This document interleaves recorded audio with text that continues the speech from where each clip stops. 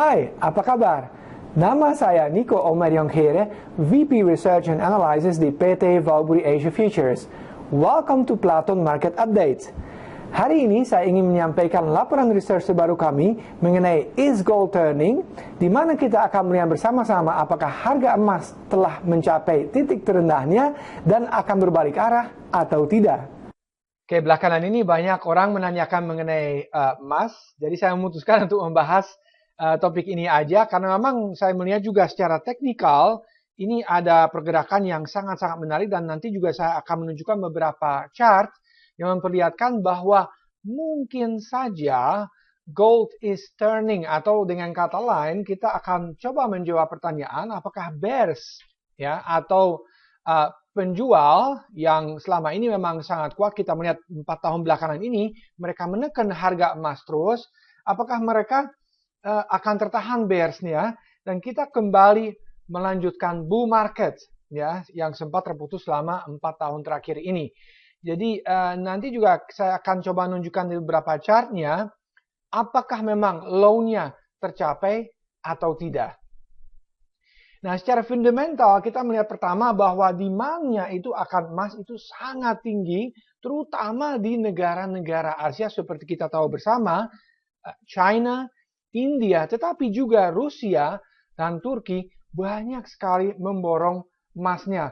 Bahkan kita melihat 7 bulan pertama ini mereka sudah membeli 2.100 ton emas. Sementara produksi itu sendiri selama setahun hanya 2.800 ton. Jadi bisa saja bahwa tahun ini mereka menyerap lebih banyak ketimbang produksi globalnya. Dan kita melihat juga di sini garis putih atau abu-abu warnanya, kita bisa melihat di sini adalah produksi globalnya. Sementara batang-batang di sini yang berwarna adalah demand-nya, baik itu dari China, India, Rusia, dan Turki. Dan kita melihat bahwa demand-nya atau permintaannya seringkali melebihi persediaan yang ada selama sebulan. Jadi oleh karena itu juga saya mengatakan bahwa nanti ke depannya bisa terjadi supply crunch yang besar sekali, di mana supply sama sekali tidak bisa menimbangi permintaannya. Oleh karena itu juga saya perkirakan ke depannya, beberapa tahun ke depannya, harga emas itu akan melonjak ketika permintaannya jauh melebihi persediaannya. Nah, lalu kita melihat juga di Amerika Serikat permintaan akan gold eagles atau koin yang dinamakan eagle. Nah, itu besar sekali. Bahkan dalam kuartal ketiga tahun ini kita melihat jauh melebihi permintaan di bulan-bulan sebelumnya. Baik itu kuartal pertama maupun kuartal kedua. Dan bahkan kita melihat permintaan pada tahun 2014 saja hanya 524.500 troy ounce. Jadi kita melihat juga ini hampir dalam satu kuartal sama permintaannya dengan 2014 saja. So ini juga menunjukkan baik itu di negara Asia maupun di negara-negara barat juga permintaan akan emas itu sangat-sangat tinggi. Nah, lalu kita melihat juga secara sentiment wise, ini orang sangat-sangat pesimis terhadap emas, terutama itu hedge fund managers. Nah, ini juga ada ungkapannya, many managers love them at the highs and hate them at the lows. Artinya, ketika harga itu melonjak tinggi, semua orang ingin memiliki emas. Namun sebaliknya kalau misalnya harganya turun, mereka menjualnya habis-habisan. Dan kita melihat juga lembah-lembah di sini yang menunjukkan short positions itu juga berbarengan dengan harga yang mencapai low-nya. Itu setiap kali terjadi di sini dengan garis-garis terputus hijau kita melihat. Ya, dan ketika mereka punya banyak long positions, justru harga emas mencapai titik-titik tertingginya. Ya, nah sekarang kemarin kita melihat untuk pertama kali ini sebuah rekor jumlah short positions itu paling tinggi dalam sejarah ya, ketika harga emas kemarin mencapai harga di 1070-an. Jadi dengan kata lain kita melihat bahwa hedge funds pada saat ini sangat-sangat pesimis terhadap prospek emas ke depannya, namun itu kita sendiri harus menginterpretasi sebagai tanda-tanda bahwa mungkin saja low-nya telah tercapai dan orang yang mau menjual telah menjual emasnya. Nah, lalu ini juga kita melihat bahwa ini rekor lagi, ya, bahwa jumlah ounces itu dalam bentuk kertas itu jauh melebihi jumlah ounces yang tersedia untuk diserahkan dalam bentuk fisiknya. Bahkan kemarin kita melihat untuk setiap 1 ounce emas yang tersedia untuk diserahkan dalam bentuk fisik itu ada 252 ounces dalam bentuk kertas. Nah, ini kita perlu mengingat juga bahwa harga emas dibentuk di pasar kertas dan bukan di pasar fisik. Oleh karena itu, seringkali ada diskrepansi yang besar sekali di antara permintaan yang melonjak secara fisik seperti tadi kita melihat baik di Asia maupun negara barat dan juga harga di pasar itu sendiri.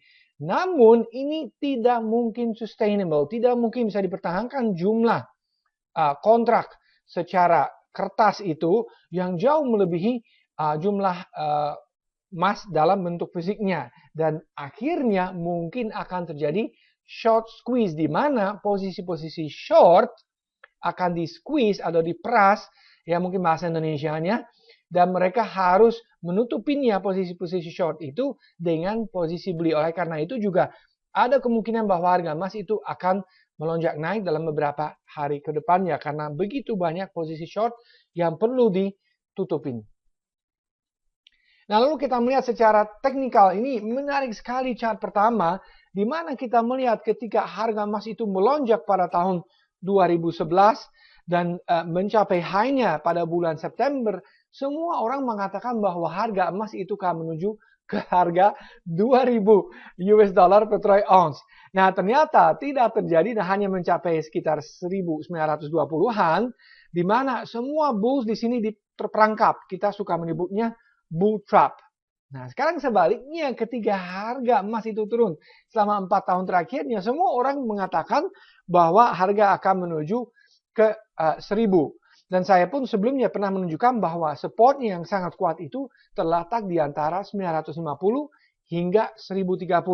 Tetapi bisa jadi karena semua mengharapkan harga akan ke 1.000 justru tidak terjadi. Dan harga emas pelan-pelan akan naiknya. Nanti ada beberapa chart lagi yang akan menunjukkan bahwa mungkin saja low-nya sudah tercapai.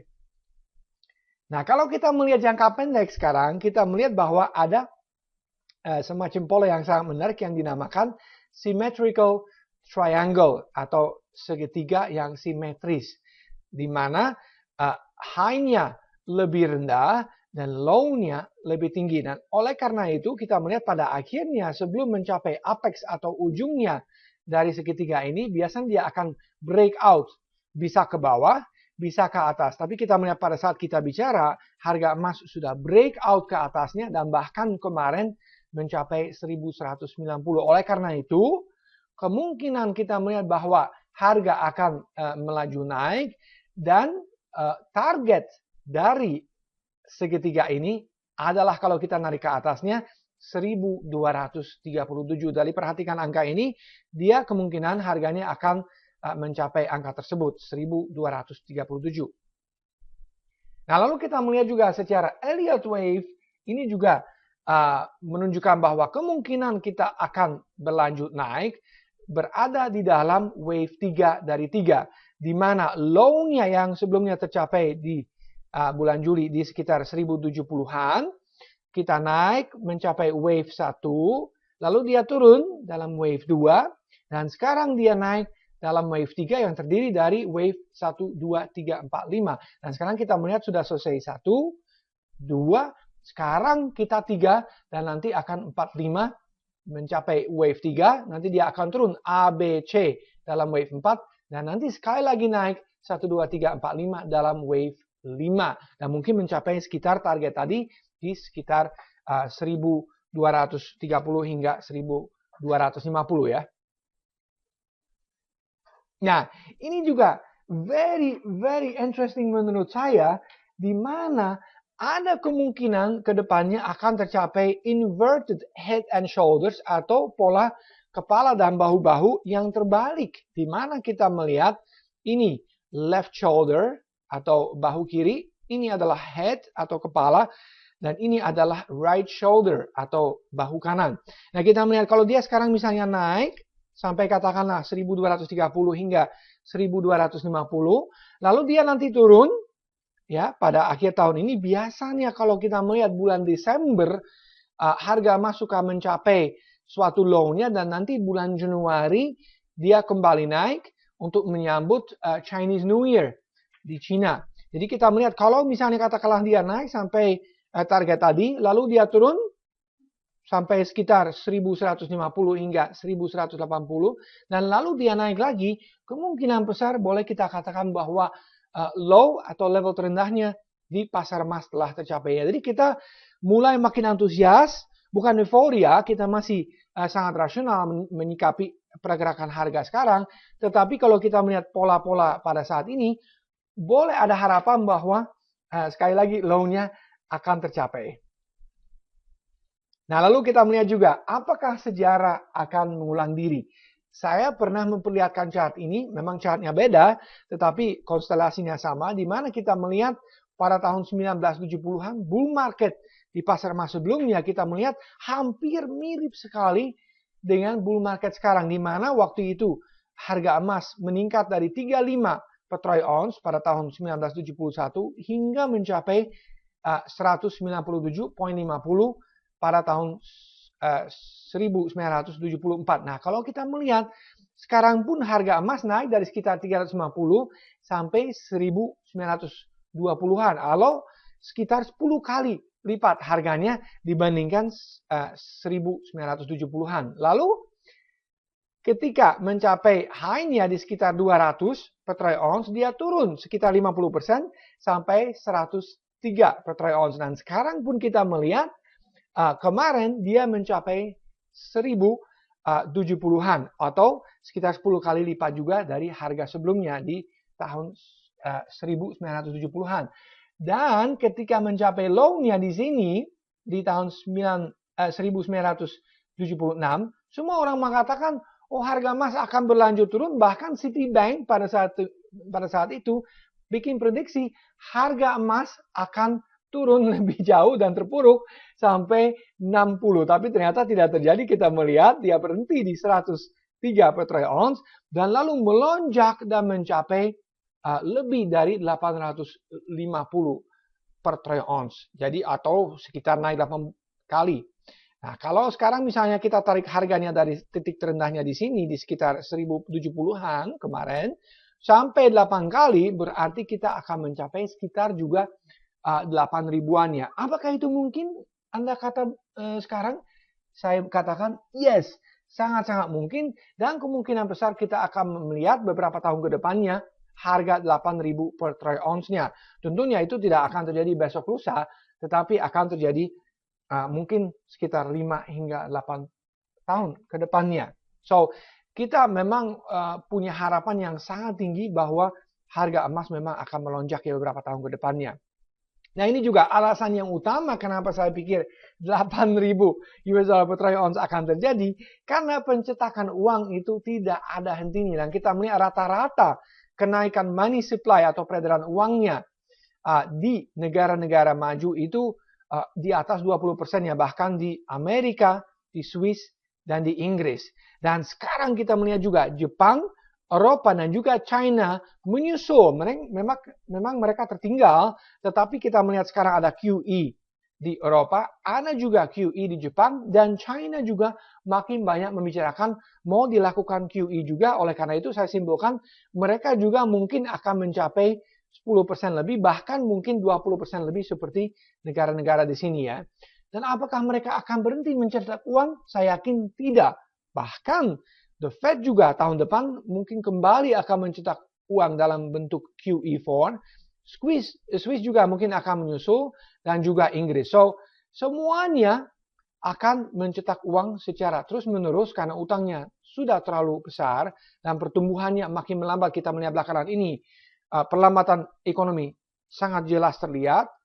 inflasi juga menjadi deflasi, baik itu di Eropa, Amerika, dan juga Jepang. Oleh karena itu, kesimpulan adalah bahwa mereka akan mencetak uang terus dibandingkan dengan misalnya emas yang cuma naik supply-nya 1,6%. Jadi sangat mudah untuk dimengerti kalau misalnya negara-negara maju itu mencetak uang terus dan emas itu cuma naik 1,6% dan ke depan diperkirakan mungkin lebih sedikit lagi karena banyak tambang emas kolaps kemarin ketika harga emas turun, kita bisa menyimpulkan dengan sangat mudah bahwa harga emas itu akan melonjak ke depannya.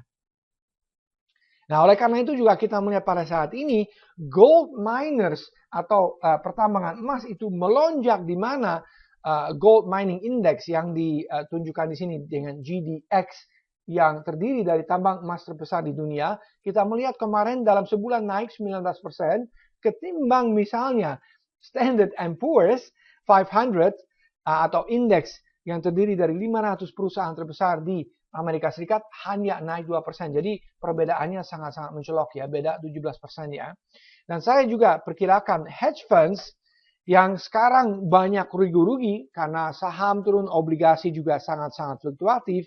Kita melihat mereka akan berpindah secara rame-rame dan masuk ke gold stocks atau saham-saham pertambangan emas, di mana gold stocks ini akan menjadi momentum kelas yang baru, seperti misalnya tambang batu bara sebelumnya di Indonesia misalnya, nanti ke depannya akan pindah ke tambang emas, di mana akan melonjak naik ya. Dan saya sebelumnya juga pernah menampilkan saham ini tercetak di Bursa Saham Indonesia. Kalau Anda misalnya mau membelinya sangat mudah, kodenya PSAB ya, di mana kita melihat cash flow-nya sangat bagus.